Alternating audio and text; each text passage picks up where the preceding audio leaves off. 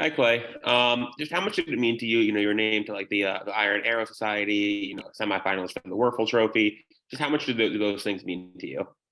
Yeah, I mean, both of those are incredible awards. I think I'd be remiss if I didn't say thank you to everybody who made it possible in the university and also my family.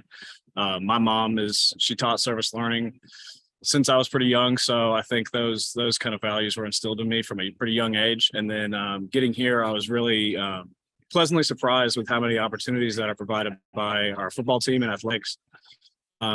Just a big shout out to Miss Sherelle Jackson, Sarah Barron, who worked here last year, and she's on Mississippi State, and then also Miss Jessica Hurley.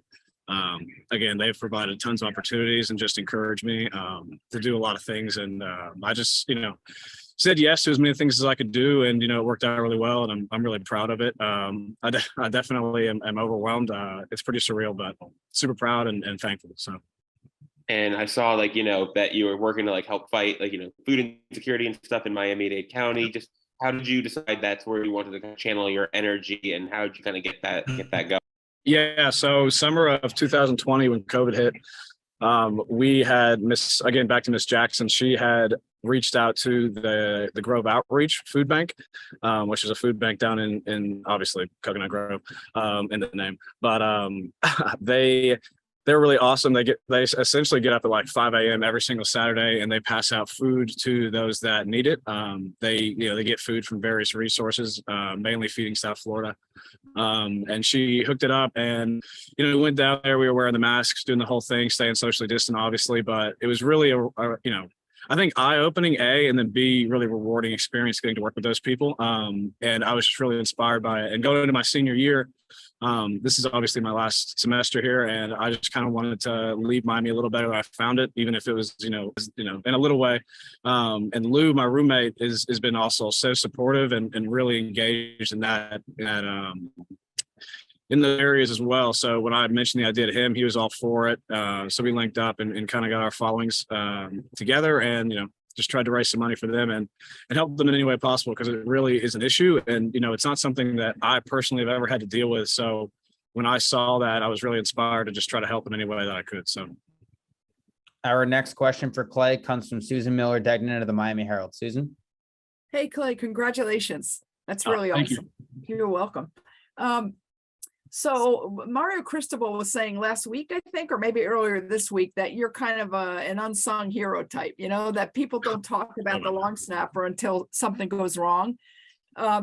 What are your feelings about that? And would it be nice to I mean, you're getting the pub now, but just the position itself. And I also wanted to ask something, I guess, about bowl games too, but first. Sure. Yeah, I'll answer that first one, then we get to the second question.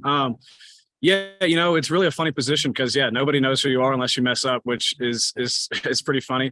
I think it's really fitting for my character, like the kind of person I am. Though I'm pretty introverted, and I kind of like to put my head down and just handle my business. So it's been, I think, the perfect position for me, because the thing that I really like about long snapping is those that are good at it, I think, is a testament to work ethic.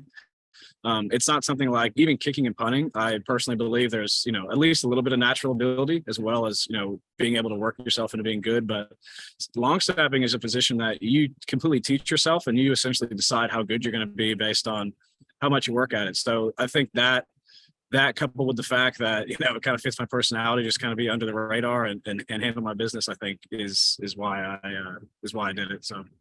And the bold question just was, like I asked Will also, you're a fifth year senior, I guess, and you guys are fighting to qualify. How important is that to you? And for a guy like you, I mean, is it fun? Is it beneficial for the team? Can you just talk about the idea of fighting for that qualification and what it means? Yeah, absolutely. I think it's huge for its football team. No matter how your season goes, win, lose, or draw, if you qualify for a bowl game, I mean, those experiences, at least the ones that I've had, have been, I think, once in a lifetime. You get another month with your team, especially like you said, being a fifth year senior and this being my last semester. Those extra days with the team and just being a part of it, I think, are really special, and it's something that I obviously am very am hopeful that we'll be able to accomplish, because I really based even results on the field don't speak to the kind of love that you have in the locker room for people.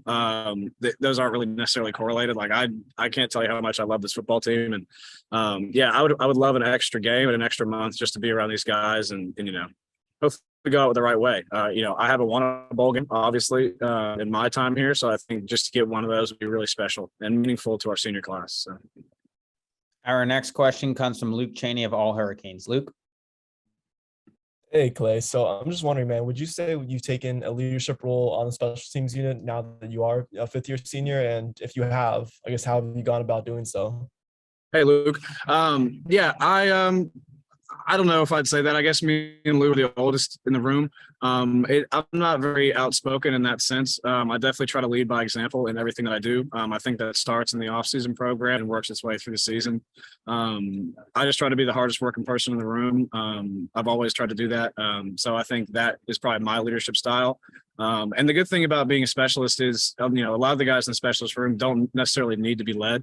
We have a lot of independent achievers, I think, in our room, just handle their business on and off the field. So there's not a lot of leadership that needs to be done, honestly, in that aspect. But when I think when things are needed to be said, I absolutely will speak up. But overall, I like to lead by example. So